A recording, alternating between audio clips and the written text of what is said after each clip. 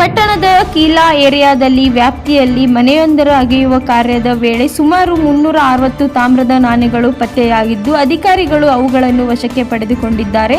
ಪತ್ತೆಯಾದ ನಾಣ್ಯಗಳು ಹಳೆಯ ಕಾಲವುಗಳಂತೆ ಕಂಡುಬರುತ್ತಿದ್ದು, ಅವುಗಳ ಮೇಲೆ ಉರ್ದು ಅಥವಾ ಪರ್ಷಿಯನ್ಸ್ ಲಿಪಿಯಂತಹ ಬರಹ ಹಾಗೂ ವಿವಿಧ ಗುರುತುಗಳನ್ನು ಕಂಡುಬಂದಿವೆ.